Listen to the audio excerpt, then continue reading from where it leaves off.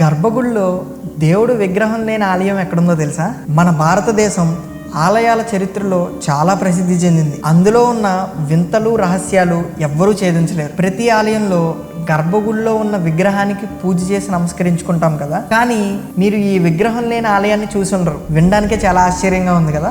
అలా విగ్రహమే లేని గుడిని అసలు ఆలయం అంటారా అనే డౌట్ వస్తుంది అందరికీ. అసలు ఈ ఆలయం ఎక్కడుంది, దాని విశిష్టత ఏంటో తెలుసుకుందాం. తమిళనాడులో పుదుక్కుట్టాయ్ అనే ఊరిలో విగ్రహం లేని ఒక ఆలయం ఉంది. దీన్ని ఐడాయిర్ కొయిల్ అంటారు. ఇక్కడ శివుణ్ణి ఆత్మానంద స్వామిగా భక్తులు పూజిస్తారు. ఈ ఆలయ గర్భగుడిలో విగ్రహం మన కంటికి కనిపించదు, అయినప్పటికీ భక్తులు అధిక సంఖ్యలో వస్తారు. మన శరీరంలో ఉన్న ఆత్మ ఏ విధంగా అయితే కనిపించదో, ఇక్కడ ఆలయంలో ఉన్న స్వామివారు కూడా భక్తులకు కనిపించరట.